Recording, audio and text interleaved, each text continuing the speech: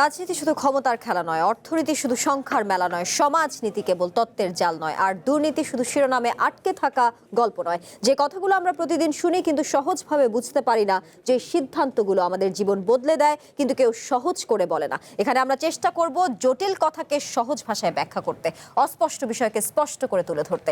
এখানে কথা হবে সহজে, প্রশ্ন হবে সোজা সাপটা, যেন আপনি সহজে বুঝতে পারেন, ভাবতে পারেন এবং সঠিক সিদ্ধান্ত নিতে পারেন।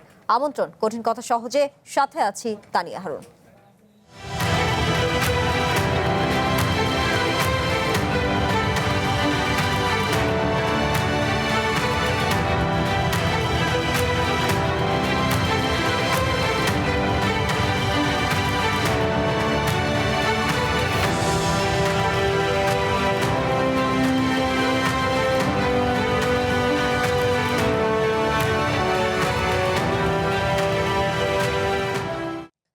বহুল আলোচিত তত্ত্বাবধায়ক সরকার ব্যবস্থা বাতিল সহ সংবিধানের পঞ্চদশ সংশোধনীতে আনা কয়েকটি বিষয় অবৈধ ঘোষণা করে হাইকোর্টের রায় বহাল রেখেছে আপিল বিভাগ।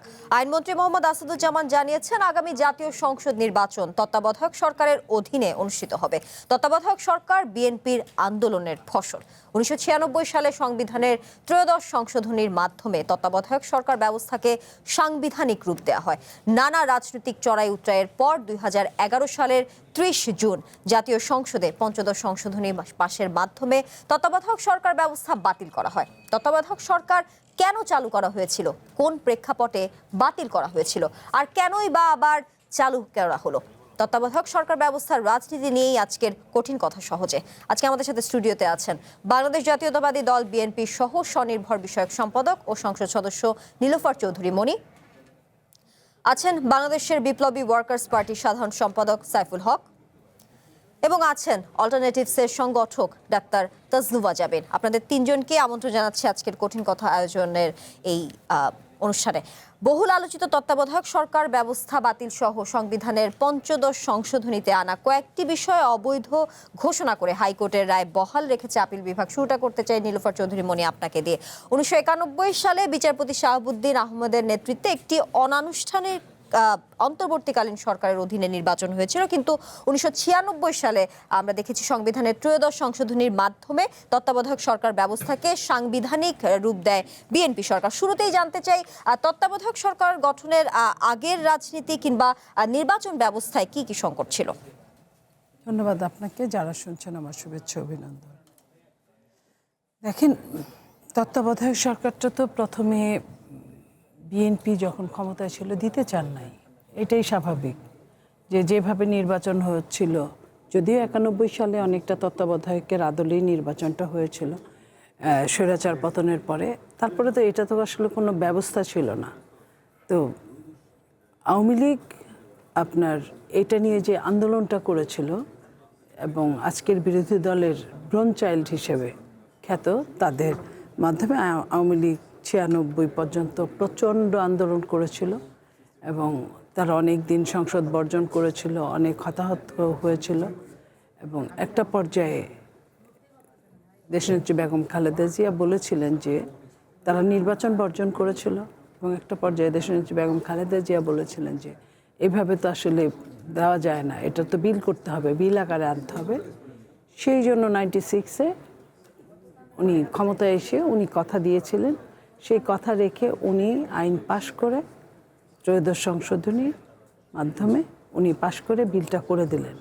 সেই তত্ত্বাবধায়ক চলল আপনার 96, তারপরে 2001 চলার পরে আপনার যখন তত্ত্বাবধায়ক চলছিল ঠিক তখন সেই শেখ হাসিনা 8-এ যখন ক্ষমতায় আসলেন, তখন এই তত্ত্বাবধায়কটাকে সে যখন 2/3 মেজরিটি যখন উনি নিলেন, এই তত্ত্বাবধায়ক সরকারের এটাকে উনি চেঞ্জ করে দিলেন। এটা যে সরকার এত হতাহতের মাধ্যমে যে বিল এবার তত্ত্বাবধায়কটা নিয়েছিলেন আন্দোলন করে, তারাই তাদের হাতে ক্ষমতাকে কুক্ষিগত করার জন্য তত্ত্বাবধায়ক বিলটাকে বিলুপ্ত ঘোষণা করলেন। এবং আপনি সবচেয়ে অবাক হওয়ার বিষয় যেটা ছিল যে হাইকোর্টের দোহাই দিয়ে তারা বিল করলেন, কিন্তু হাইকোর্টের পূর্ণাঙ্গ আপনার রায় হওয়ার আগেই তারা কিন্তু সংসদে এটা পাশ করলেন, শুধুমাত্র তাদের 2/3 মেজরিটির ভিত্তিতে। তারপরে থেকে তো ইতিহাস জানেন, ইতিহাস যেমন ছিল যে তারা জোর করে, জবরদস্তি করে আপনার 14, 18 এবং 24-এ নির্বাচন করেছেন তত্ত্বাবধায়ক ছাড়া। এবং ওইখানে ওই আপনার হাইকোর্টে যেটা পরবর্তীতে পূর্ণাঙ্গ ছিল, সেখানে বলা হয়েছিল যে পরপর 2বার তারা ইলেকশন করবে, তারপর সরকার যদি না চায় তাহলে আবারও তত্ত্বাবধায়কে ফিরে যেতে পারবে। কিন্তু সেটা কিন্তু তারা আর মানে নাই। এই অবস্থার মধ্যে যে মামলাটা ছিল সেটা আপনার ইন্ট্রিম সরকারের সময় সেটা রায় হলো, আবার তত্ত্বাবধায়ক ফিরে আসলো। কিন্তু সেইখানে যেটা বলা হলো রায়ে যে এটা কার্যকরী হবে চতুর্দশ সংসদ নির্বাচনের সময়, মানে ত্রয়োদশের আগে রায়টা হলো ঠিকই, কিন্তু সেটা চতুর্দশের জন্য নিয়ে গেল। সেটাও কেন নিল? নর্মাল নিয়ম কি যে যেটাই রায় হোক, রায়টা কিন্তু আপনার যখন থেকে রায় হয় সেই দিন থেকে কার্যকরী হওয়ার কথা, কিন্তু সেটা চতুর্দশ সংসদের জন্য রেখে দেওয়া হলো। এই হচ্ছে ছোটোখাটো সামারি আপনার তত্ত্বাবধায়কের। জি, নির্বাচন ব্যবস্থায় কি কি সংকট ছিল সেই সময়ে, মানে গুরুত্বপূর্ণ যদি দুটো সংকট বলেন, আমি সেটাই আসলে জানতে চাচ্ছিলাম। কোন সময়টা? যখন ওই 1996 সালে যখন আসলে এই সংবিধানের ত্রয়োদশ সংশোধনীর যেই মাধ্যমে তত্ত্বাবধায়ক সরকার তারা যেটা বলেছিল যে বিচারপতির বয়স বাড়ানো, এটা একটা সংকট তারা দেখিয়েছিল। এবং তারা দেখিয়েছিল যখন আপনার উপদেষ্টা পরিষদের কেউ কেউ যখন পদত্যাগ করেছিল, তখন আপনার তারা ওইটা বুঝিয়েছিল যে বিএনপি এইখানে আপনার অন্যায় বেশ কিছু করেছে, যে তারা তাদের রাষ্ট্রপতিকে চিফ অ্যাডভাইজার করেছে। এই জিনিসগুলো তারা দেখিয়েছিল, যেগুলো ক্রিটিক্যাল কথা ছিল না। এরশাদের যেই শাসনামলে যেই দুটো নির্বাচন হয়েছিল, অর্থাৎ তৃতীয় এবং চতুর্থ জাতীয় সংসদ নির্বাচনের কথা বলছি, সেই সময় অভিযোগ ছিল ব্যাপক ভোট চুরি কিংবা জাল জালিয়াতির মাধ্যমে আসলে নির্বাচনটি সংঘটিত হয়েছিল, এমনটা অভিযোগ হয়েছিল। এরপরে কি মনে হয় তত্ত্বাবধায়ক সরকারের মতো একটি এই যে নির্দলীয় এবং নিরপেক্ষ যে সরকার ব্যবস্থা তখন অনিবার্য কি হয়ে উঠেছিল কিনা, সেই আমলের কথা বলছি। এটা তো এরশাদের সময় ছিল বলে, তখন কিন্তু অটোমেটিকলি এরশাদ যখন পদত্যাগ করলো, তখন শাহাবুদ্দিন সাহেবকে যখন প্রধান করা হলো, তো সেইভাবে কিন্তু ওটা কিন্তু অনেকটা তত্ত্বাবধায়কের মতোই কিন্তু সরকারটা হয়েছিল। সো এরপরে আন্দোলনটা কিন্তু এরপরে হলো 96-এর পরে। আপনার 91 থেকে 96 পর্যন্ত তো যেভাবে হয়েছিল, পরে আবার তত্ত্বাবধায়কের জন্য তারা আন্দোলন করে এবং বাধ্য হয়েছিলেন সেই বিলটা আনতে। জি, সাইফুল হক, তত্ত্বাবধায়ক সরকার আসলে কেন গঠন করা হলো, কি কি সুফল আসলে মিলেছিল, বা তত্ত্বাবধায়ক সরকারের অধীনে যে 1996 এবং 2001 সালের যে নির্বাচন হয়েছিল সেখানে কি কি সংকট ছিল? যদিও রাজনৈতিক বিশ্লেষকরা সেই আমলে বলেছেন যে এই 2 সালের অধীনে যে নির্বাচন হয়েছে সেটি সুষ্ঠুভাবেই নির্বাচন হয়েছিল। আপনি কি বলবেন? আপনাকে ধন্যবাদ প্রিয়ভাজন, দুই আলোচক এবং দর্শক শ্রোতা যারা আপনারা দেখছেন, আপনাদেরকে শুভেচ্ছা এবং সালাম জানাই। তত্ত্বাবধায়ক সরকার এটা কিছু এক ধরনের অস্বাভাবিক সরকার। আমরা পৃথিবীর যেসব দেশে আমরা ওয়েস্টমিনিস্টার টাইপ অফ গভর্নমেন্ট যেখানে ফাংশন করে, সেখানে রাজনৈতিক সরকার যে রাজনৈতিক দল ক্ষমতায় থাকেন, টেনিওর শেষ হয়ে যাবার পরে তাদের অধীনে পৃথিবীর অধিকাংশ সংসদীয় পদ্ধতির সরকারে বা রাষ্ট্রে তাদের অধীনেই সেখানে নির্বাচন হয়। আমাদের এখানে তত্ত্বাবধায়কের প্রয়োজনটা দাঁড়ালো এই কারণের জন্য যে আমাদের এখানে রাজনৈতিক দল যারা ক্ষমতায় থাকেন, যখন বিএনপি ছিল, বিএনপির উপরে অনাস্থা ছিল, বিএনপির অধীনে 96 সালে যেটা আওয়ামী লীগ জামাতকে নিয়ে যে আন্দোলন যেটা হলো, তখন আমরাও মাঠে ছিলাম, যেটার একটা দলীয় সরকারের অধীনে বাংলাদেশে একটা অবাধ, নিরপেক্ষ, বিশ্বাসযোগ্য নির্বাচন করা যাবে কিনা, এই প্রেক্ষিতে আন্দোলন হলো। এবং সেটা জানেন যে তারপরে বিএনপি একটা পর্যায়ের অনেক ঘটনার পরে তারা এটা বিল উত্থাপন করলেন, তত্ত্বাবধায়ক সরকার ব্যবস্থা চালু হলো। তারপরের তো আমরা দেখলাম দুটো নির্বাচন, সেখানে তত্ত্বাবধায়ক সরকারের অধীনে সেই নির্বাচন হলো। আওয়ামী লীগ যেটা আপনি বলছিলেন একটু আগে মানে আপাকে, যে আওয়ামী লীগ একসময় তত্ত্বাবধায়ক সরকার ব্যবস্থা প্রতিষ্ঠার জন্য আন্দোলন করলো, রাজপথে রক্ত ঝরেছে, সম্ভবত 173 দিন যে টানা যে আন্দোলন, যে হরতাল, সম্ভবত ওই সময়কালের কথা। 2009 সালে তারা যখন 8 নির্বাচনের পরে 9 থেকে তারা যখন আবার ক্ষমতায় এলেন, তখন তারা এই ব্যবস্থাটা তখন তারা বাতিল করলেন। যে সংসদীয় যে কমিটি ছিল, সেই কমিটিরও সুপারিশের বাইরে যে সংসদীয় কমিটিতে আওয়ামী লীগ ডমিনেট করতেন, তাদের সুপারিশের বাইরে যে তারা এটা করলেন, করার কারণটা কি? কারণটা খুব স্পষ্ট। কারণটা হলো যে তারা বলতে পারেন একটা অনির্দিষ্টকালের জন্য তারা আসলে ক্ষমতায় তারা থাকতে চেয়েছেন। কারণ ইতিমধ্যে কারণ এটা আমি যেটা বললাম, এটা আগে যে কথাটা বললাম, তত্ত্বাবধায়ক সরকার ব্যবস্থাটা রাজনৈতিক দলের জন্য, একটা মডার্ন ডেমোক্রেটিক স্টেটের জন্য, যেখানে যেটা বললাম ওয়েস্টমিনস্টার টাইপ গভর্নমেন্ট, এটা কোনো শক্তির পরিচয়, এটা কোনো মর্যাদার কোনো বিষয় না। তার মানে কি দাঁড়াচ্ছে কি, যে ক্ষমতাসীন দল যারা ক্ষমতায় ছিলেন তাদের প্রতি বিরোধী রাজনৈতিক দল বা অন্যান্য রাজনৈতিক দলগুলো কোনো আস্থা বিশ্বাসের সম্পর্ক নাই। একটা রাজনৈতিক সরকারের অধীনে, অর্থাৎ টেনিওর পরে যখন নির্বাচন সময়টা থাকে, তখন তার কেবলমাত্র রুটিন মাফিক কাজের বিষয় থাকে, তখন কোনো নীতি নির্ধারণী অথবা পলিসি লেভেলে কোনো সিদ্ধান্ত গ্রহণ করবার বিষয় না। কিন্তু দাঁড়িয়ে গেলে আমাদের এখানে গভর্নমেন্ট যেভাবে অপারেট করে, তাতে যারা ক্ষমতায় থাকেন বাস্তবে তারা নির্বাচনকে নানাভাবে তারা এখানে ম্যানিপুলেট করেন, তারা প্রভাবিত করেন, ইনফ্লুয়েন্স করেন, তাদের পক্ষে তারা নির্বাচনে ফলাফল আনার চেষ্টা করেন। এই সংকটের জায়গা থেকে তারপরে আওয়ামী লীগ যেটা ওই ব্যবস্থাটা বাতিল হলো। তারপরে যখন আমাদের এবং এটা বাতিল হওয়ার পরে আমরা তখনই এবং সে বাতিলও হয়েছে খুব অন্যায়ভাবে। বাতিল হওয়ার পরে যে আমরা এরপরে যে 3টা নির্বাচন হলো, 14, 18 এবং 24-এর, বোঝা গেল যে বাংলাদেশে এখনো পর্যন্ত আমার এখানে এরকম রাজনৈতিক সংস্কৃতি গড়ে ওঠেনি যে একটা কোনো রাজনৈতিক দলের অধীনে অবাধ, নিরপেক্ষ, বিশ্বাসযোগ্য অথবা পার্টিসিপেটরি বা সবাই গ্রহণ করতে পারেন কম্পারেটিভলি অর্থে এরকম কোনো নির্বাচন করা সম্ভব। সেই জায়গাগুলো থেকে আবার আমাদের আন্দোলন, আবার বক্তব্য।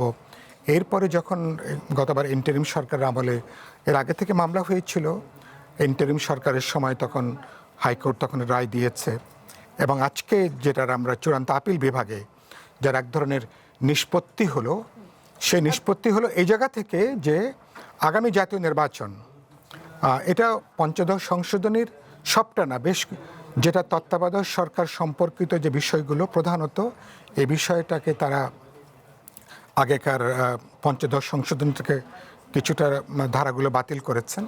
তার অর্থ যে পরবর্তী জাতীয় সংসদ নির্বাচন, এটা তত্ত্বাবধায়ক সরকারের অধীনে এই নির্বাচনটা হবে। এই সরকার কিভাবে গঠিত হবে সেটাতে জাতীয় ঐক্যমত কমিশনে আমাদের দীর্ঘ আলোচনা আছে, এক ধরনের বোঝাপড়া আছে।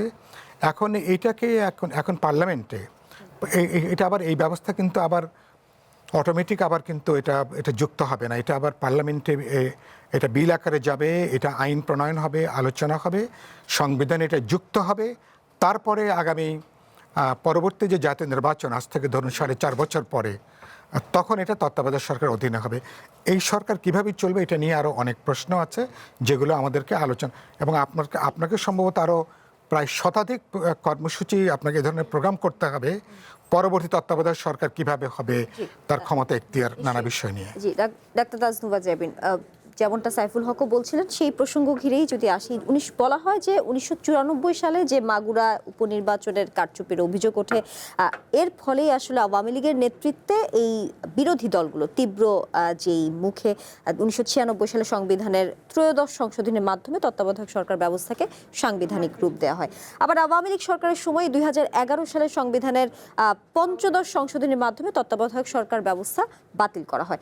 আওয়ামী লীগ 1996 সালে তত্ত্বাবধায়ক সরকার ব্যবস্থা চাইলো, আবার 2011 সালে বাতিল করলো। আসলে কোন প্রেক্ষাপটে, আপনার মতামত কি বলে? ধন্যবাদ আপনাকে, আমার সহ আলোচক এবং দর্শকদের শুভেচ্ছা। তার আগে একটু করে দুইটা লাইন বলি যে আজকের আপিল বিভাগ যে রায়টা দিল পঞ্চদশ সংশোধনী, সাইফুল ভাই বললেন যে এটাতে নিষ্পত্তি হয়েছে। আমি মনে করি না যে তত্ত্বাবধায়ক সরকার ব্যবস্থা ঘিরে এটা আসলে কোনো কিছু নিষ্পত্তি হয়েছে। এটা আসলে মূল সংকটটা রয়ে গেছে। জাস্ট তত্ত্বাবধায়ক সরকার ব্যবস্থা ছিল না, তত্ত্বাবধায়ক সরকার আবার ফিরে এসেছে। আর যেটা আপনি বললেন যে চতুর্দশ সংশোধনীর কথা আমরা যেটা বলি, তৎকালীন 4 দলীয় জোট যেটা বিচারপতির বয়স বাড়িয়ে করার কথা জন্য সংবিধান সংশোধন করেছিল এবং 2011-তে আওয়ামী লীগ সেটা একদম বাতিল করে দেয়। কিন্তু যে কথাটা আমি মিল্লাত হোসেন সাহেবের একটা লেখা পড়ছিলাম, তত্ত্বাবধায়ক সরকার ব্যবস্থার পাটিগণিত হিসাব, যেখানে 6 বছর আগে কিন্তু আওয়ামী লীগ বিচারপতি কে এম হাসান এবং বিচারপতি মোসাদ্দের হোসেনকে ডিঙ্গিয়ে কিন্তু রুহুল আমিন সাহেবকে পদোন্নতি দিয়েছিলেন। যদি আপিল বিভাগের শেষ বিচারপতি থাকতো তাহলে কিন্তু রুহুল আমিন সাহেবই প্রধান হতেন তত্ত্বাবধায়ক সরকার ব্যবস্থা। সো এগুলা থেকে কিন্তু আসলে বোঝা যায় যে বড় দুইটা দলই তখন চেয়েছে।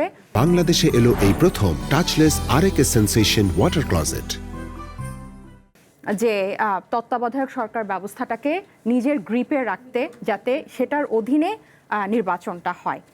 এবং আমাদের জন্য আমি যখন বলি যে সংকট রয়ে গেছে, তখন সবচেয়ে দুঃখজনক বা দুর্ভাগ্যজনক বিষয় হচ্ছে যে জাতীয় ঐক্যমত্য কমিশনে কিন্তু জাতীয় সাংবিধানিক কাউন্সিল এনসিসির মাধ্যমে কিন্তু সেখানে এই তত্ত্বাবধায়ক সরকার ব্যবস্থার সরকারের প্রধান কে হবেন এটা নিয়ে অনেক আলোচনা হয়ে গেছে। আমি খুবই শঙ্কিত আমি যখন শুনি যে আরও 100টা কর্মসূচি লাগবে এই তত্ত্বাবধায়ক সরকার ব্যবস্থার প্রধান কে হবে বা কিভাবে এটা গঠিত হবে, এই চিন্তাটা যদি আমরা করি। কারণ আমাদের রাজনৈতিক সংকটের মূল জায়গা কিন্তু এই একটা গভর্নমেন্ট চেঞ্জ হয়ে আরেকটা গভর্নমেন্ট আসার মাঝখানের যে জায়গাটা, কারণ প্রত্যেকে ওই জায়গাটাকে দলীয়করণ করে, রাজনীতিকরণ করে, ইসি থেকে শুরু করে নির্বাচনের পক্ষের নির্বাচন পরিচালনা করতে যে ধরনের প্রতিষ্ঠান ব্যক্তিরা লাগে তারা দলীয়করণ করেছে, নিজেদের ভাগে নিয়েছে। সো আমরা যদি, এবং যেটা 2000 যেটা চতুর্দশ সংশোধনীর পরে হলো, যখন বিচারপতি কে এম হাসান তো প্রতিবাদের মুখে উনি প্রধান হতে পারলেন না, পরে রাষ্ট্রপতি আজউদ্দিন সাহেবে কিন্তু প্রধান হলেন। এরপর বাংলাদেশ যে রাজনৈতিক সংকটে পড়েছে সেটা থেকে উঠতে আমরা সেই 2024-এ গণ অভ্যুত্থান পর্যন্ত আমরা দেখলাম, এবং এই 24-এর পরেও কিন্তু এই ব্যবস্থার কোনো পরিবর্তন হয় নাই। এবং এই তত্ত্বাবধায়ক সরকার ব্যবস্থা কিভাবে পরিচালিত হবে সেটাতে আমরা কোনো ধরনের ঐক্যমতে আসতে পারি নাই, এত রক্তের পরও, এত জীবনের পরও।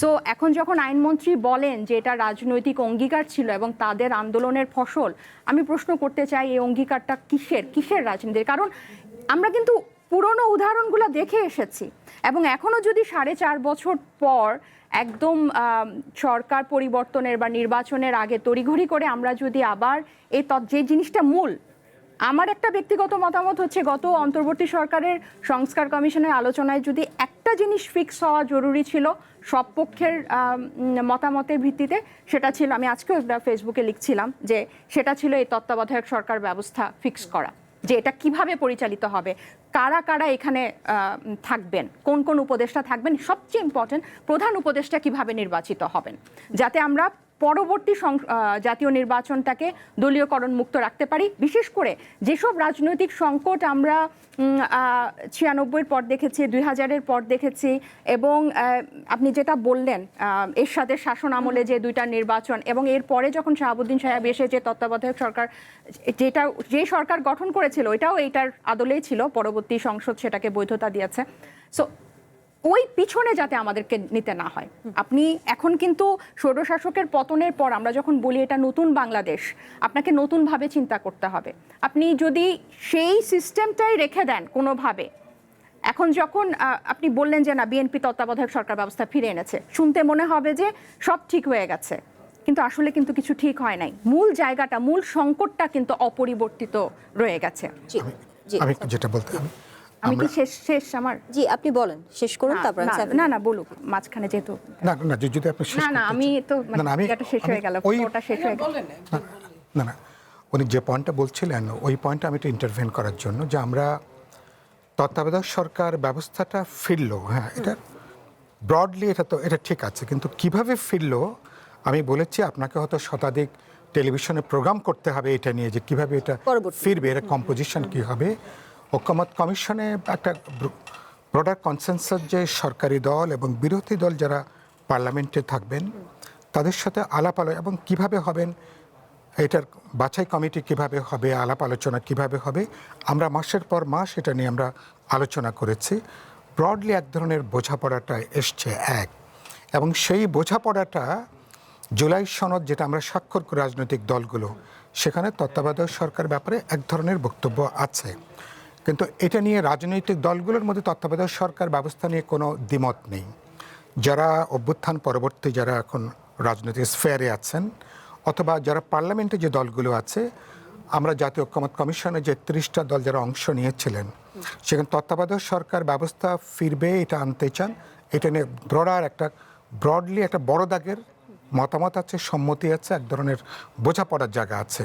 প্রধান উপদেষ্টা কিভাবে হবেন ওই কমিটি হবে এবং সেখানে অনেকগুলো অপশন সেখানে আমরা কিন্তু আলোচনা করেছি। অনেকগুলো দল থেকে নাম আসবে, অনেকগুলো দল থেকে নাম দেবেন, আলোচনা বাছাই কমিটি হবে, সরকারি দল এবং প্রধান বিরোধী দল, তারপরে সংসদের দ্বিতীয় বৃহত্তম বিরোধী দল ইত্যাকার অনেকগুলো জায়গা আছে। এবং শেষ পর্যন্ত আমরা কোন অপশনগুলো কাজ না করলে কি হবে, আমি যে কথাটা বলতে চেয়েছি যে এটা নিয়ে পার্লামেন্টে এখন কি দাঁড়াবে। এবারকার বর্তমান যে পার্লামেন্ট আছে এখানে এই রায় অনুসারে সরকারকে বা সরকারি দলকে এখন বিল আকারে এটাকে হাজির করতে হবে। আমাদের বোঝাপড়া যেটুকু আছে সেটার ভিত্তিতে, কিন্তু এটা নিয়ে আমি অনুমান করি এটা নিয়েও পার্লামেন্টে অনেক তীব্র বিতর্ক হবে, আলাপ আলোচনা হবে। প্রধান যেটা একটু আগে তাসনুভা যেটা বলবার চেষ্টা করলেন, প্রধান উপদেষ্টা কিভাবে হবেন, অন্যান্য উপদেষ্টারা কিভাবে তারা নির্বাচিত হবেন, তাদের ক্ষমতা এখতিয়ারটা কি হবে, আর এই গোটা ব্যবস্থার একটা খুব গুরুত্বপূর্ণ, আমি এটা ঐকমত্য কমিশনে থাকতেও তখন বলেছি, আজকে আপনার অনুষ্ঠানে বলতে চাই, কোন সরকার তত্ত্বাবধায়ক সরকারের জবাবদিহিতার কোনো বিধান পরবর্তী ইলেক্টেড গভর্নমেন্টের কাছে অথবা পার্লামেন্টের কাছে আগেও কিন্তু কখনো কিন্তু ছিল না। আগে আমরা যখন ইন্টারিম গভর্নমেন্ট ছিল বা তত্ত্বাবধায়ক সরকার ছিল, তারা যে পরবর্তী ইলেক্টেড গভর্নমেন্ট বা একটা পলিটিক্যাল গভর্নমেন্টের কাছে না হলে পার্লামেন্টের কাছে তারা যে জবাবদিহি করবেন তাদের এই 3 মাস টেনিয়রের জন্য, এই যে কোনো জবাবদিহিতার কোনো বিধান কিন্তু এই তত্ত্বাবধায়ক সরকার ব্যবস্থা ছিল না। আমি আমার দিক থেকে বা আমাদের পার্টির বিপ্লবী ওয়ার্কার্স পার্টির দিক থেকে মনে করি যে সরকার অবশ্যই তারা 3 মাস এখন আমাদের এখানে আছে, মানে 3 মাসের জন্য বা আমরা 3 মাস সর্বোচ্চ হয়তো 120 দিন পর্যন্ত এই সরকার, তারপর তাদের টেনিয়র হতে পারে, কিন্তু এটা একটা জবাবদিহিতার বিধান অবশ্যই পার্লামেন্টে যুক্ত করা দরকার। এই ধরনের অনেকগুলো প্রাসঙ্গিক বিষয় ভবিষ্যতে আলোচনায় আসবে, এই আলোচনাটা এখনই শেষ হচ্ছে না। আমি আসলে মানে শ্রদ্ধা রেখেই বলছি, আমি ইন্টারাপশন করতে চাই না, এবং কেউ আমার স্লটে কেউ করলেও সেটা আমি সঞ্চালকের সহযোগিতা কামনা করছি।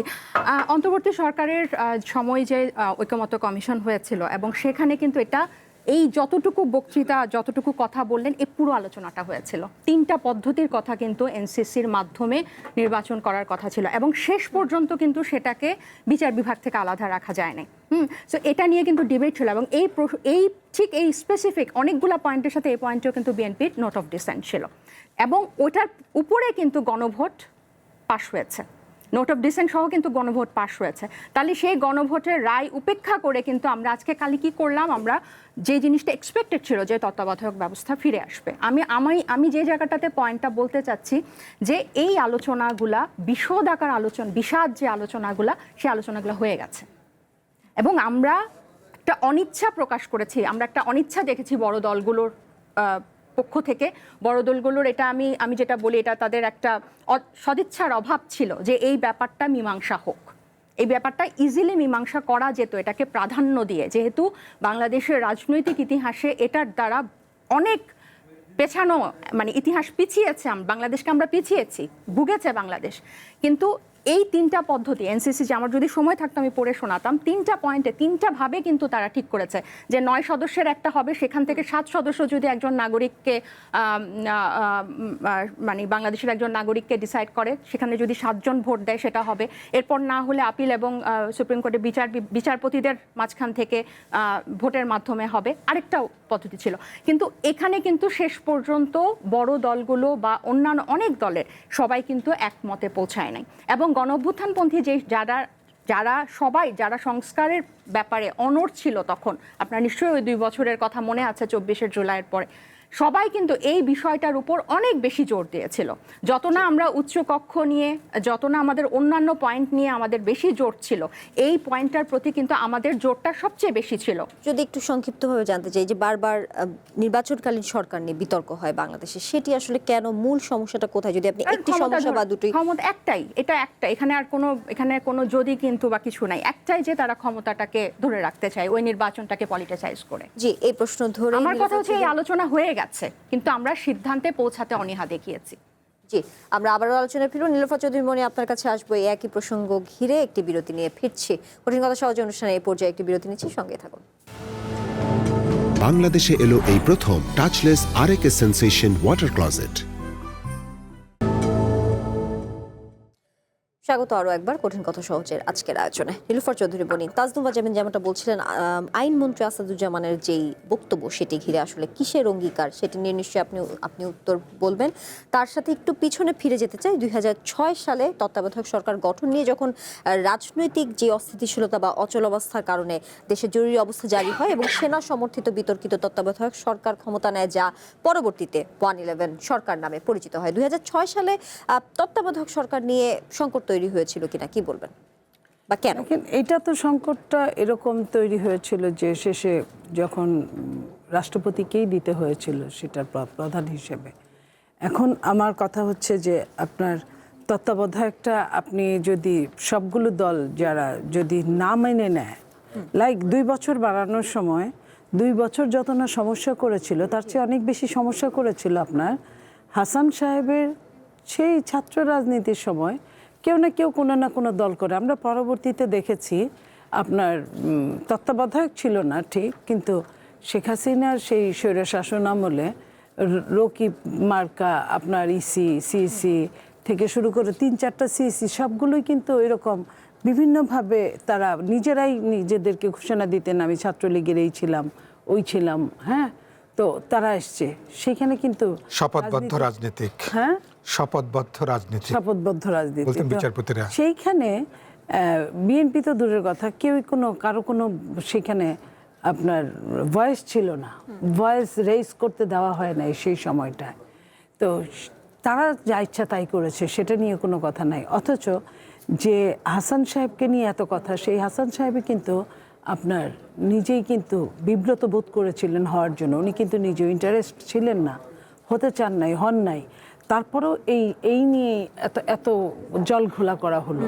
আমার কথা হচ্ছে তত্ত্বাবধায়ক যে কারণে হয়েছিল যে সবগুলো দল একটা করে আপনার নাম দিবে, মানে নিরপেক্ষ, আসলে নিরপেক্ষ কোনো মানুষ ওইভাবে হয় না যদি তা মনে করা হয়, যেটা দেশনেত্রী বেগম খালেদা জিয়া প্রথমে বলেছিলেন সেই 96-এ।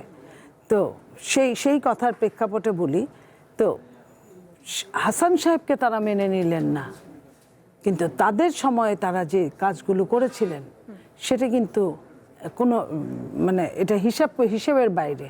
তো যেটা নিয়ে তারা দ্বন্দ্ব করলেন, এখনও যদি ওই বিষয়টা নিয়েই দ্বন্দ্ব আসে যে কে হবে, আপনি একটা নাম দিবেন, আমি একটা নাম দিব, সাইফুল ভাই একটা নাম দিবে, নামে আপনি দুইজনের কারোটাই মানলেন না, আমিও আপনারটা মানলাম না, তাহলে কিন্তু আপনার এটা সমাধানের চেয়ে আরো সমস্যায় বরং বাড়বে। আওয়ামী লীগ অভিযোগ করেছিল যে 2001 থেকে 2006 এই সময়টায় বিএনপি জামায়াত জোট সরকার করে বিচারপতিদের যে বয়স বাড়ানোর ইস্যুটা নিয়ে আমরা কথা বলছিলাম কিছুক্ষণ আগে, অর্থাৎ বয়স 65 থেকে বাড়িয়ে 67 বছর করা হয়েছিল। সেটি নিয়ে নিজেদের অনুগত বিচারপতি কে এম হাসানকে তত্ত্বাবধায়ক সরকারের প্রধান করতে চেয়েছিল নির্বাচনের সুবিধা নেবার জন্য, যে কারণে তারা এর বিরোধিতা করে মনে করা হয়েছে। বাট হাসান সাহেব ব্যক্তি মানুষ হিসেবে কেমন, বাংলাদেশের যে কোনো সাধারণ যারা তার সাথে কাজ করেছে বা তাকে বুঝে জিজ্ঞেস করলে পাবেন যে হাসান অ্যাজ এ ম্যান হিসেবে হাসান সাহেব কেমন। এখন শাহাবুদ্দিন সাহেবও তো, আমি আপনাকে যদি বলি, বিচারপতি শাহাবুদ্দিন সাহেবও কিন্তু প্রো আওয়ামী লীগের ছিলেন, কিন্তু অ্যাজ এ ম্যান হিসেবে উনি ভীষণভাবে নিরপেক্ষ ছিলেন, যে কারণে এক নেত্রী তো তার দল করে বলে বিধায় পছন্দ করতেন, আরেক নেত্রী কিন্তু মানুষ ভালো বলে পছন্দ করতেন। তো আপনার লতিফুর রহমানও কোনো না কোনো প্রো ছিলেন, হাবিবুর রহমানও কোনো না কোনো প্রো ছিলেন, কিন্তু তারা কাজ কতটা নিরপেক্ষভাবে করেছেন এটা হচ্ছে আপনার প্রযোজ্য বিষয়। তো তত্ত্বাবধায়ক ছাড়া আওয়ামী লীগ যে কাজটা করলেন লাস্টলি তো 1/11 সরকারের অধীনে নির্বাচন করতে হলো 8-এ, তারপরে তারা যে তত্ত্বাবধায়ক উঠিয়ে দিলেন, তারপরে কি তারা যেভাবে নির্বাচনগুলো করেছেন সেই নির্বাচনগুলো আর তত্ত্বাবধায়কের নির্বাচনগুলো আপনি হিসাব করলেই বুঝে যাবেন। দুই দল হয়তো বা ক্ষমতায় এসেছে দুইবারে, কিন্তু দুই দল এসেছে তাদের কিছুটা নিরপেক্ষতার কারণেই, কিন্তু কারণ অন্যায় চরমভাবে তারা ওখানে করতে পারে না, যে অন্যায়টা 2008 থেকে 2024 পর্যন্ত একটা দল করেছে। তো সেই কারণে সেই জায়গা থেকে আপনার যদি হিসাব করি আমি, তাহলে তো আমি মনে করব মন্দের এটাই ভালো। সাইফুল হক, গত 30 বছরে বাংলাদেশের রাজনৈতিক যেই সংকট তৈরি হয়েছে, অর্থাৎ এই যে তত্ত্বাবধায়ক সরকারকে কেন্দ্র করে আজকের আদালতের যেই রায় হলো, সেটি তত্ত্বাবধায়ক সরকার ব্যবস্থা পুনর্বহালের পর নির্বাচন নিয়ে কি সংকট কাটবে, নাকি ভবিষ্যতে যদি অন্য কোনো দল ক্ষমতায় আসে সেই সংকট আরো তৈরি হবে, কি বলবেন? না, আমার একটা যেটা মনে হয়, আমি একটা মানে খানিকটা ধরুন, আমি আগে সেগমেন্ট যেটা বলেছি, তত্ত্বাবধায়ক সরকার কিভাবে হবে, তার এখতিয়ার, তার কম্পোজিশন কি হবে, প্রধান উপদেষ্টা, অন্যান্য উপদেষ্টা মণ্ডলী ইত্যাকার বিষয়ে এখনো পর্যন্ত বিতর্ক আছে, এবং আরও বিতর্কের মধ্য দিয়ে হয়তো একটা জায়গায় আমাদেরকে সমাধান করতে হবে। কিন্তু তত্ত্বাবধায়ক সরকার ব্যবস্থা বাংলাদেশে এখন আবার পরবর্তী জাতীয় নির্বাচন থেকে চালু হবে, এটা নিয়ে রাজনৈতিক দলগুলোর মধ্যে বড় দাগের কোনো মতপার্থক্য নেই, কোনো বিতর্ক নেই। এটা ঐক্যমত কমিশনও আমরা একমত ছিলাম, এক ধরনের সমঝোতা ছিল। আর এখন উচ্চ আদালতের সর্বশেষ আপিলে রায় দেওয়ার পরে এটা নিয়ে আর বড় ধরনের কোনো বিতর্কের প্রশ্ন রাজনৈতিক মহলে অথবা নাগরিক সমাজের মধ্যে থাকার সম্ভাবনা কম। কিন্তু গুরুত্বপূর্ণ আমি যেটা বলেছি যে এই সরকার হলো, কিন্তু তত্ত্বাবধায়ক সরকারের এখন কথাটা এসছে কেন, কথাটা যদি একটু পেছনে তাকান, রাজনৈতিক দলগুলো যারা ক্ষমতায় থাকেন, কারণ আমাদের এখানে রাষ্ট্র যেভাবে ফাংশন করে, ইলেকশনের সময় ধরুন এই যে ইন্টারিম গভর্নমেন্টের কথা আমরা বলছি না, বা আগে যে সরকারগুলো, এই সরকারের বিরুদ্ধে কিন্তু অভিযোগ এসছে। আমাদের গত ইন্টারিম সরকারের বিরুদ্ধে অভিযোগ এসছে, কাউকে তারা বেশি সুবিধা দিয়েছে, কাউকে তারা ক্ষমতায় আনতে চেয়েছে, কাউকে ক্ষমতায় আনতে চায়নি। তার অর্থ আমাদের এখানে গোটা রাষ্ট্র ব্যবস্থা যেভাবে ফাংশন করে, নির্বাচনকালীন যারা সরকারে থাকেন বাস্তবে তারা আসলে কিন্তু নেতৃত্ব দেন নির্বাচনটা কিভাবে হবে। ইলেকশন যারা করেন, ডিসি সাহেব, এসপি সাহেব, থানার দারোগা সাহেব, লোকাল অ্যাডমিনিস্ট্রেশন যারা কাজ করেন, তাদের পক্ষেও যারা সরকারে থাকেন, তাদের নির্দেশনার বাইরে ব্যতিক্রম ছাড়া তাদের পক্ষে যাওয়ার কোনো সুযোগ থাকে না। বলে এই কারণের জন্য যে তত্ত্বাবধায়ক সরকারের কথাটা এই জায়গা থেকে এসছে। আর আমাদের এখানে যে ভয়াবহ যে রাজনৈতিক অবস্থাটা, তেমন কেউ এখানে বিরোধী শিবিরে বসতে চান না। সরকারে থাকা মানে এখানে বেহেশতে থাকা, আর বিরোধী দলে থাকা মানে এখানে অনেকখানি দোজগের আগুনের মতন এখানে পড়া। তার মানে কি, ক্ষমতার সাথে অর্থবিত্তের যেটা আনহোলি একটা যে নেক্সাস ক্ষমতায়, আর এমনকি ক্ষমতা দূরের কথা, ক্ষমতার অলিগলিতে বারান্দায় বা চৌহদ্দিতে বাড়ির কার্নিশে যদি আপনি ঘুরে বেড়ান, তারপরও সেখান থেকে মানুষ তারা লাভবান হয়। আর আমাদের মতন দেশে বিরোধী দলে থাকাটা খুবই ঝুঁকিপূর্ণ। হামলা, মামলা, বিপদ, এমনকি প্রাণহানি, জীবনদান, এটা তো আমি আমার প্রায় গোটা রাজনৈতিক জীবনও তো এটা দেখেছি। আর মনিয়াপাড়া গত 17 বছর তো তার শেষে তা দেখলেন। এখন সরকারের প্রশ্ন, তত্ত্বাবধায়ক সরকারের হলেও তত্ত্বাবধায়ক সরকারকে প্রভাবিত করার বহুমুখী তৎপরতা কাজ করে, রাজনৈতিক দলগুলোর দিক থেকে কাজ করে, ক্ষমতার গুরুত্বপূর্ণ স্টেক হোল্ডার যারা আছেন, যারা পাওয়ারের, যেটা আপনি ডিপ স্টেট যেটা আপনি বলেন, ডিপ স্টেটের বহু ধরনের সমীকরণ থাকে। এবং এটা বাংলাদেশে না, সারা দুনিয়াব্যাপী নির্বাচনে, পরবর্তী নির্বাচনে কারা আসবেন, কারা সরকার গঠন করবেন, কারা বিরোধী শিবিরে যাবেন, এগুলো মিলে বহু ধরনের সমীকরণ। কারণ এর থেকে অর্থনৈতিক প্রশ্ন, বাণিজ্যিক প্রশ্ন, রাজনৈতিক প্রশ্ন, বহুমাত্রিক রাজনৈতিক সমীকরণ কাজ করে। এমনকি তত্ত্বাবধায়ক সরকার ব্যবস্থা হলেও এই সরকারকে প্রভাবিত করবার ক্ষেত্রে রাজনৈতিক দলগুলোর, আপনি বুঝবেন আমাদের মতন দেশে এটা বহু ধরনের তৎপরতা কাজ করবে। এটা নির্ভর করবে কম্পোজিশনটা কি। আমরা হয়তো 100 ভাগ আপনি হয়তো কাগজে কলমে নিরপেক্ষ তারা সরকার, কিন্তু মনিয়াপা যেটা বললেন, যে কোনো ব্যক্তি মানুষের তো রাজনীতি পছন্দ থাকতেই পারে কোনো কোনো দলের প্রতি, ইডিওলজির প্রতি, কিন্তু তিনি যখন একটা ওত নিচ্ছেন, তিনি একটা নিরপেক্ষভাবে তিনি দায়িত্ব পালন করবেন, তখন অফিসিয়াল অথবা পেশাগতভাবে তার কিন্তু সেখানে কোনো দলীয় আনুগত্যের কোনো জায়গায় যাবার কোনো সুযোগটা নাই। তো আরেকটা খুব গুরুত্বপূর্ণ প্রশ্ন, নির্বাচন অ্যাপারেন্টলি হলো, কিন্তু গোটা নির্বাচন, এই যে এখন মনিয়াপা যে পার্লামেন্টে আছেন, বা আমি ধরুন যে পার্লামেন্টে আমি যেতে মানে আমি জয়লাভ করতে পারিনি, এই পার্লামেন্টে আমাদের হিস্ট্রিতে সবচেয়ে বড় ধনাঢ্য ব্যক্তি, ব্যক্তিরা কিন্তু বর্তমান পার্লামেন্টে কিন্তু আছেন। গোটা তত্ত্বাবধায়ক ব্যবস্থা, গোটা নির্বাচনে কালো টাকা, নির্বাচনের দৌরাত্ম্য, ব্যবসায়ী এবং অনেক দুর্বৃত্ত এদেরকে কিন্তু নির্বাচনে প্রতিদ্বন্দ্বিতা করা, জয়লাভ করা কিন্তু ঠেকাতে পারে নাই।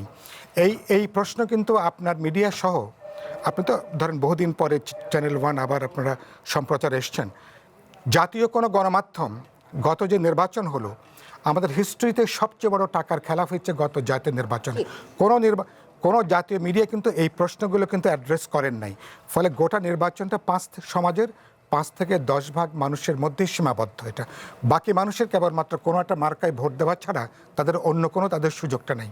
এই মৌলিক প্রশ্নগুলো কিন্তু আনঅ্যাড্রেস থেকে যাচ্ছে। এমনকি তত্ত্বাবধায়ক সরকার হলো, এই প্রশ্নগুলো কিভাবে আমরা আনবো, দলগুলো আনবে কিনা, এটা একটা বড় রাজনৈতিক প্রশ্ন। ডাক্তার তাজনুভা যাবেন, ভবিষ্যতে যদি কোনো সরকারের বিশেষ পছন্দের বা অনুগত কাউকে নিয়ে তত্ত্বাবধায়ক সরকার গঠন করা হয়, বিরোধী দল যদি সেটি মেনে না নেয়, তখন কি হবে? পুরনো সমস্যায় কি আবার ফিরে আসবে কিনা, কি বলবেন? তত্ত্বাবধায়ক সরকার ব্যবস্থা যদি পুরনো থাকে, যে দলীয়করণ করার একটা সুযোগ থাকে, সেক্ষেত্রে আমি যেটা অনুষ্ঠানের শুরুতে বলছিলাম, সংকট কাটবে না। এবং বিরোধী দল, আপনি যে প্রশ্নটা তুললেন, বিরোধী দল কতটুকু কার্যকর হবে বা শক্তিশালী হবে, সেটা নিয়েও আমাদের অনেকের মনে অনেক প্রশ্ন আছে। এখানে জামাতের কেউ থাকলে আরও ভালো হতো বলতে, কিন্তু বিরোধী দলের যে ভূমিকা থাকার কথা, সেই ধরনের স্ট্রং কোনো ভূমিকা কিন্তু আমরা দেখছি না। তারা ঐক্যমত্য কমিশনের আলোচনা চলাকালীন যেভাবে রাজপথে চলে গিয়েছিল, বা যেভাবে তাদের মাঠের বাইরে, সংসদের বাইরে তাদের আওয়াজ বা তাদের ভোকাল যতটা স্ট্রং হয়, সংসদে কিন্তু ওই ওয়াশিং মেশিন আর পর্দা চাওয়ার মধ্যে কেন জানি সীমাবদ্ধ থাকে। সো আমি যদিও সাইফুল ভাই বললেন যে বিরোধী দলের অবশ্যই একটা বিশাল ত্যাগ তিতিক্ষা সবসময় থাকে, গত 17 বছর ছিল, মনিয়াপাদের অনেক বড় একটা সংগ্রামের হিস্ট্রি আছে, কিন্তু আমরা কিন্তু জাতীয় পার্টির মতো বিরোধী দল আমরা দেখেছিলাম। হ্যাঁ, 50টা আসন নিয়েও কিন্তু জাতীয় পার্টি বিরোধী দলের মতো ছিল। সো এইরকম একটা মানে আমাদের স্মৃতিতে এরকম একটা বিরোধী দল কিন্তু এখনো মুছে যায় নাই। তো এখন যখন আমরা আবার দেখি যে সরকারি দল ইলেকশনে জেতার 24 ঘন্টার মধ্যে গণভোটকে নাই করে দিতে পারে, যতই সেটা সংবিধানে ফিরুক আর বলে আপনারা ব্রেকিং নিউজ দেন, কিন্তু গণভোট তো নাই হয়ে গেছে। এতগুলো পার্সেন্টেজ মানুষ ভোট দিল, এটার হাতে ভোট দিল, সেটা তো এখন নাই হয়ে গেল। সো সেখানে বিরোধী দলের ভূমিকা নিয়ে, এবং কিছুদিন আগে বাজেট গেল, বাজেট নিয়ে যে তাদের অবস্থান, কোনো তারা যে একটা অর্থ বিল পাশ করার আগে তাদের যে আর্গুমেন্ট বা তাদের যে লজিক, কোনো কিছুই কিন্তু আমাদের কাছে ওরকম শক্তিশালী মনে হয় নাই, যতটা শক্তিশালী তারা মাঝে মাঝে বিভিন্ন রেটরিক বক্তব্য দিয়ে, যেমন জামাতের আমির বক্তব্য দিয়েছেন যে ষড়যন্ত্র করে তাদেরকে নির্বাচনে হারানো হয়েছে, সেটার প্রমাণ কোথায় এবং এতদিন পরে কেন সে কথা বলছে, এবং সেটা সংসদের বাইরে। সো এই জন্য সামনে তত্ত্বাবধায়ক সরকার ব্যবস্থা, এখন যারা সরকারে আছেন তারা যদি উদ্যোগ নিয়ে এই জিনিসটা, যেটা যতটুকু আলোচনা ঐক্যমত্য কমিশনে হয়ে গিয়েছিল এনসিসি গঠনের মাধ্যমে, যে যতটুকু এটাকে, এই যে আপনারা বলছেন যে শপথ নেওয়ার পর এনসিসিটা গঠন হয়নি, না আসলে গঠন তারা এগ্রি করেনি। আই উইল ভেরি মানে glad to you if you don't interrupt. So এটার পরে যদি এই আলোচনাটা আগায় নেয়, বারবার আমার ফ্লোটা নষ্ট হয়ে যাচ্ছে। আরেকটা হচ্ছে আপনার এই তত্ত্বাবধায়ক সরকার ব্যবস্থাটার কথা যখন আমরা, প্রধানটার কথা বলছিলাম, এটার গুরুত্বের কথা যখন আমরা বলছিলাম, তখন কিন্তু মনে রাখতে হবে যে কিভাবে পুরো 17 বছর থেকে ধরে বিএনপি এই রাজনীতির, এই সংসদের বাইরে ছিল, এটা কিন্তু বিএনপির মনে রাখতে হবে। সো তারা যদি এই জিনিস আবার রিপিট করে, তারা যদি এই পুনরাবৃত্তি করে, এবং যেটা জনরায় ছিল, গণরায় যেটা আছে, যে একটা নিরপেক্ষ বডি আমরা দেখতে চাই। আপনারা দেখেন যে অন্তর্বর্তী সরকারের সময় আমার সহ আলোচকরা বললেন যে সবাই কিন্তু নিউট্রাল ছিল না। আমরা কিন্তু অ্যাটর্নি জেনারেলকে আইনমন্ত্রী হতে দেখেছি, ওখানে কিন্তু অনেকগুলো ব্লক ছিল, যে স্টেটের কথা আপনারাই বলেন, ডিপ স্টেট বা সুপারফিশিয়াল স্টেট, এগুলো কিন্তু সর্বদলীয় থাকে। সো একদম শেষ মুহূর্তে গিয়ে যাতে নেগোসিয়েশন টেবিলে এমন কোনো কিছু না হয় যে বিরোধীদেরকে চাপ দেওয়া হলো যে আপনারা এটা ছেড়ে দেন, এটা এভাবে হবে, আপনাদেরকে এটা দিয়ে দেওয়া হবে। বাংলাদেশের রাজনৈতিক প্রেক্ষাপটে কিন্তু এগুলো খুব বেশি মানে অস্বাভাবিক এবং সারপ্রাইজিং কিছু না। সো এগুলোর যাতে পুনরাবৃত্তি না হয়, আমাদের কিন্তু সেই বা ওই দিকে যাতে আমরা না যাই, সেটার জন্য আমার কিন্তু ব্যক্তিগতভাবে প্রত্যাশা সরকারি দলের কাছ থেকে থাকবে। এবং যারা তরুণরা আছেন, যারা গণ অভ্যুত্থানে নেতৃত্ব দিয়েছেন, যারা বিভিন্নভাবে রাজনৈতিকভাবে এখনও অ্যাক্টিভ আছেন এবং সামনেও তারা সক্রিয় থাকবেন, যারা সংসদে আছেন যেসব তরুণ ভয়েস, তারা এই আন্দোলনটা বা এই ভয়েসটা জারি রাখবেন, যাতে পরের তত্ত্বাবধায়ক সরকার ব্যবস্থা যার অধীনে পরবর্তী জাতীয় সংসদ নির্বাচন হবে, সেটা যাতে পুরনো স্মৃতি আমাদেরকে মনে করিয়ে না দেয়। জি, অর্থাৎ গণতন্ত্র সুশাসনের জন্য কি তত্ত্বাবধায়ক সরকার ব্যবস্থা একমাত্র পথ, নাকি প্রাতিষ্ঠানিক ও আরো কিছু সংস্কার প্রয়োজন? সেটা তো দরকারই আছে, সেটার কথা তো আমরা এগুলোতে একটা আরেকটার সাথে আসলে ইন্টাররিলেটেড। হ্যাঁ, আপনি যদি ইসিকে দলীয়করণ মুক্ত রাখতে চান বা রাজনীতিকরণ মুক্ত রাখতে চান, আমরা তো চেয়েছিলাম যে এই রাষ্ট্রীয় প্রতিষ্ঠানগুলোর প্রধান নিরপেক্ষভাবে নির্বাচিত হোক, কিন্তু ওই হয় না যে আপনি একদম যতটুকু অল্প পান সেটাই আপনি মানে আঁকড়ে ধরে রাখতে চাইবেন, যতটুকু বাংলাদেশের পক্ষে পাওয়া যায়, যতটুকু গণতন্ত্রের পক্ষে পাওয়া যায়, আমরা সেটাকে আঁকড়ে ধরে রাখার চেষ্টা করব। জি, আমরা আবার আলোচনায় ফিরবো, একটি বিরতি নিয়ে ফিরছি, সময় হলো আরো একটি বিরতি নেওয়ার, সঙ্গে থাকুন। বাংলাদেশে এলো এই প্রথম টাচলেস আরএকে সেন্সেশন ওয়াটার ক্লজেট। আমন্ত্রণ আরও একবার কঠিন কথা সহজের আজকের আয়োজনে। নীলুফার চৌধুরী মনি, তত্ত্বাবধায়ক সরকার ব্যবস্থা তো নিশ্চিত হলো, কিন্তু এখন আসলে সুশাসন কিভাবে নিশ্চিত হবে যদি দেশের দুর্নীতি, অর্থ পাচার বা চাঁদাবাজি যদি বন্ধ না হয়? দেখেন, একটা 4 মাসের সরকার চেষ্টা করছে, আপ্রাণ চেষ্টা করছে, এবং আমরা আশাবাদী যে আমরা একটা লাইনে নিয়ে আসব। আপনার এখন সব কিছুই তো ডিজিটালাইজড। আপনাকে একটা জিনিস আপনাকে খেয়াল করেন যে এআই দিয়ে আপনার ঢাকা শহর যখন আপনার গাড়িগুলোকে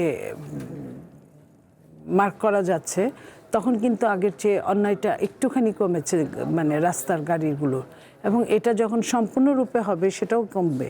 ঠিক একই অবস্থায় যখন প্রত্যেকটা মানুষকে ডিজিটালাইজড হিসেবে তাকে ধরা হবে, তখন কিন্তু তার ডিজিটালাইজ হলে কি দুর্নীতি, অর্থ পাচার এগুলা অনেকটা কমবে। আপনার এই জন্য যে আপনার যখন টাকা ব্যাংকেই রাখা, আপনার হাতে টাকার কোনো দরকারই পড়বে না।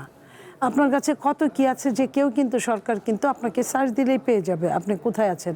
যখন ক্যাশ টাকার প্রচলনটাই কমে যাবে, তখন আপনার একমাত্র হুন্ডি ছাড়া বা দু একটা অন্য কিছু ছাড়া, তখন কিন্তু আপনার অন্যায়, আপনার ছিনতাই আপনার অনেকটাই কমে যাবে। কারণ এখন তো এমনি মানুষ গহনা টহনা ব্যবহার করে না। হাতে যখন টাকাও না পাবে, আপনার ব্যাগ আছে কিন্তু টাকা নাই, আপনার কার্ড দিয়ে সে তুলতে পারবে না, তখন কিন্তু এই জায়গাগুলো সরকার যে ব্যবস্থাগুলো করছে, এখন আপনি 4 মাসের সরকারকে ওইভাবে বলতে পারেন না।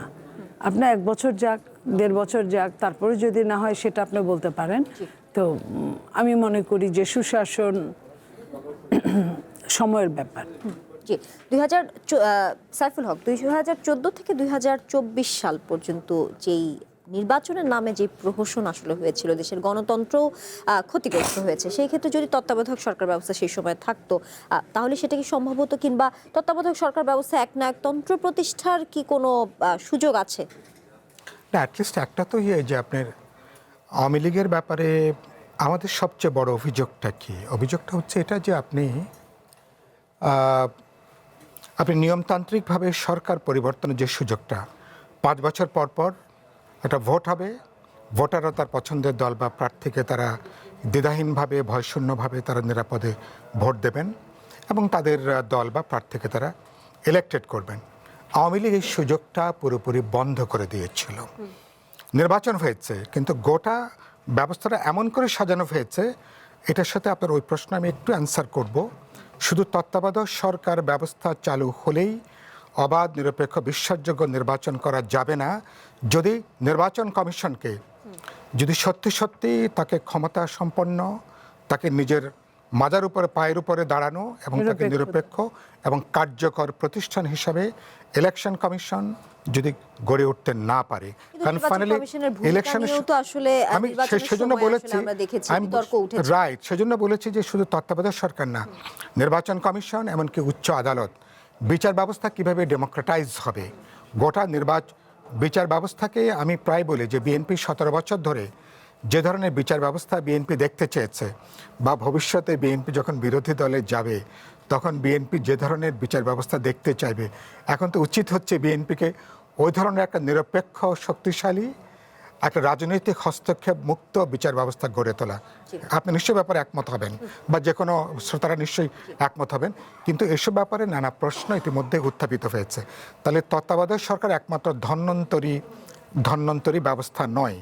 তাহলে নির্বাচন কমিশন, বিচার ব্যবস্থা, আদার সাংবিধানিক প্রতিষ্ঠান, ডেমোক্রেটিক ইনস্টিটিউশনসগুলো পাশাপাশি এটাকে আমি শক্তিশালী করতে পারছি কিনা, নিরপেক্ষ হচ্ছে কিনা, এটা কার্যকরী ভূমিকা পালন করে, এটা একটা যৌথ অর্কেস্ট্রার মতন।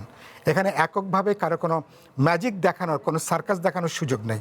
একটা কম্প্রিহেন্সিভ একটা অর্কেস্ট্রার মধ্যে একটা বাদ্যযন্ত্র যদি সুর যদি ঠিকমতো না ওঠে, পুরো আসরটাই কিন্তু মাটি। ফর ইলেকশনে পুরো আমার রাজনৈতিক ব্যবস্থাটা প্রায় অনেকটা কিন্তু এরকম। এটা ডিপেন্ড করে রাজনীতিকদের পলিটিক্যাল উইলের উপরে। দুর্ভাগ্যজনকভাবে আমরা সেই উইলের এখনও আমরা খুব বেশি কিন্তু ভালো করতে পারিনি। দেখলাম যে একটু আগে বলছিলেন তাসনুভা যে আমার পার্লামেন্টের প্রধান বিরোধী দল 4 মাস পরে এসে বলছেন কি তাদেরকে হারিয়ে দেওয়া হয়েছে, অথচ তাদের ব্যাপারে অভিযোগ আসছে যে গোটা যে ইলেকটোরাল যে ইঞ্জিনিয়ারিং হয়েছে, তাদের নাকি অনেকেই নাকি ইঞ্জিনিয়ারিং করার মধ্য দিয়ে নাকি তারা নাকি ইলেক্টেড হয়েছেন। তো এগুলো এখন কে প্রমাণ করবে? এগুলো অভিযোগ, পাল্টা অভিযোগ, এগুলো রাজনৈতিক অভিযোগ। আমার কথাটা যে আপনি আলটিমেটলি আপনাকে শুধুমাত্র আইন করলে হবে না। আচ্ছা, উচ্চ আদালতে ঠিক আছে আমরা বিএনপিকে বাহবা দিলাম, কিন্তু বিএনপি তখনই বাহবা পাবে সত্যি তত্ত্বাবধায়ক ব্যবস্থা যদি ডেমোক্রেটাইজ হয়, অন্যান্য সংস্থাগুলো যদি শক্তিশালী হতে পারে, তার নিয়োগ প্রক্রিয়া যদি হতে পারে, তাহলে আখেরে হয়তো আমরা একটা গণতান্ত্রিক ব্যবস্থার দিকে হয়তো বা আমরা যাত্রা শুরু করতে পারবো। নিশ্চয়ই। ডাক্তার তাসনুভা জেবিন, তত্ত্বাবধায়ক সরকার ব্যবস্থায় সুফল পেতে হলে কিংবা স্থিতিশীল যেই রাজনৈতিক পরিবেশে আমরা আশা করি, প্রত্যাশা করি, এই সুশাসন এগুলো বজায় রাখার জন্য আসলে এখন এই মুহূর্তে সবচেয়ে কোন 3টি পরিবর্তন প্রয়োজন বা সংস্কার, যেটি আমি বলি, আপনার কাছে কোন 3টি প্রধান সংস্কার অগ্রাধিকার পাবে? প্রথমত যেটা আমরা সবসময় গত 2 বছর ধরেই আমরা বলছি যে রাষ্ট্রীয় যে প্রতিষ্ঠানগুলো আছে এবং যে প্রশাসন আছে পুরনো, আপনি নীলুফার আপা বলছেন যে 4 মাসের সরকার, কিন্তু আমাদের আমলাতন্ত্র তো অনেক পুরনো। হ্যাঁ, সে যেই সরকারই আসুক এই পুরনো প্রশাসনকে নিয়ে কাজ করতে হয়। আমরা কিন্তু দেখেছি যে অনেক সময় যারা ক্ষমতায় থাকেন, যারা দেশ পরিচালনা করেন, তাদের সদিচ্ছা থাকলেও কিন্তু প্রশাসনের কারণে কিন্তু তারা এই সংস্কারগুলো করতে পারে না। আমি যদি উদাহরণ দিয়ে বলি যে এনবিআরকে যখন আমরা 2 ভাগে ভাগ করে, রাজস্ব বিভাগকে যখন 2 ভাগে ভাগ করে সংস্কার করতে চাইলো, তখন কিন্তু একটা নীতিমালা আর একটা কর গ্রহণের জন্য আমরা কিন্তু দেখলাম একদম চট্টগ্রাম বন্দর পর্যন্ত অকেজো করে দেওয়ার জন্য কিন্তু তারা অনেক প্রশাসনের লোকজন অনেক আন্দোলন করলো, প্রতিবাদ করলো। সো এটা আমার কাছে মনে হয় যে একটা অন্যতম চ্যালেঞ্জ, যে প্রশাসনকে আসলে নিরপেক্ষ করা, বা এই নিরপেক্ষ করাটা এটা আসলে তো খুব মানে টাফ ব্যাপার বাংলাদেশের বর্তমান বা বিদ্যমান রাজনৈতিক পরিস্থিতিতে, বাট যতটুকু সংস্কার করা যায় এবং রাষ্ট্রীয় প্রতিষ্ঠানগুলোকে আপনার যে ক্ষমতায় থাকবে শুধু তার লোকই ওখানে বসবে, তার কথা মতোই এখানে বসবে। যেটা খুব পপুলার একটা উদাহরণ আমি প্রায় দেই, যে দুদক কখনো সরকারি দলে যে আছেন তাকে কি কখনো জবাবদিহিতার অধীনে আনার ক্ষমতা দেখাতে পারবেন কিনা, বা যে মানবাধিকার কমিশনের প্রধান আছে সে কখনো কি একজন আম জনতা গুম হয়ে গেলে সেখানে যদি সরকারি দলের কেউ যুক্ত থাকে তার বিরুদ্ধে গুমের অভিযোগ আনার জন্য বা মানবাধিকার লঙ্ঘনের অভিযোগ আনার মতো অভিযোগে তাকে অভিযুক্ত করতে পারবে কিনা। সো এই প্রশ্ন। আর ইসি নিয়ে তো আমাদের বিশাল একটা পর্যবেক্ষণ আছে। সো 1 নম্বর আমি যদি বলে থাকি, এবং সেটা আসলে যখন যে সরকার, বিশেষ করে আওয়ামী লীগের মতো মানে শক্তিশালী প্রশাসন, ইসির ভূমিকা নিয়ে যে বিতর্কটা আসলে শুরু থেকে হয়ে আসে, সেই বিতর্ক কি কাটবে, কি বলবেন? যদি একটা নিরপেক্ষ ইসি সব দল যদি করতে পারে, যদিও সাইফুল ভাই বললো যে এটা একটা অর্কেস্ট্রার মতো, কিন্তু আসলে সেটাও একজনের লিড দিতে হয়। অর্কেস্ট্রাটাকেও মানে সিনক্রোনাইজ করতে কিন্তু একজনকে লিড দিতে হয়। তবে এই জন্য আমি বলবো যে গণ অভ্যুত্থানের পরে আসলে দৃশ্যপট যদিও বলে যে অনেক পরিবর্তন হয় না, আসলে কিন্তু ডিপলি অনেক পরিবর্তন হয়েছে।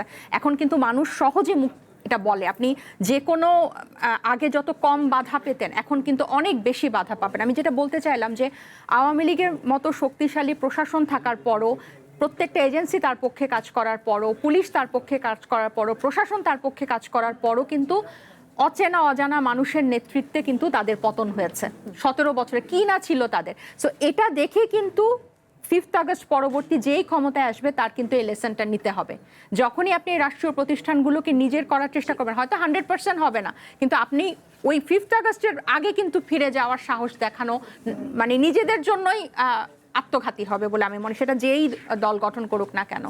সো এটা হচ্ছে 1 নাম্বার সংস্কার, যে রাষ্ট্রীয় প্রতিষ্ঠান এবং প্রশাসনকে যতটুকু সম্ভব দলীয় মুক্ত করে। যদিও আমরা জুলাই সনদ যদি বাস্তবায়ন করতে পারতাম তাহলে আমরা অনেক এগিয়ে যেতাম, সেটা যেহেতু এখনো কোনো আলোর মুখ দেখে নাই। জি, আপনাদের তিনজনকে ধন্যবাদ আজকে আমাদেরকে এসে সময় দেওয়ার জন্য। আজকের মতো এখানেই শেষ করছি। আমরা চেষ্টা করেছি জটিল বিষয়গুলো সহজ করে বলতে, কারণ সুশাসন, সুব্যবস্থা, গণতন্ত্র টিকে থাকে প্রশ্নে, আর পরিবর্তন আসে বোঝাপড়ায়। সময় এখন আপনার ভাববার, প্রশ্ন করার। আবারও দেখা হবে। শুভরাত্রি।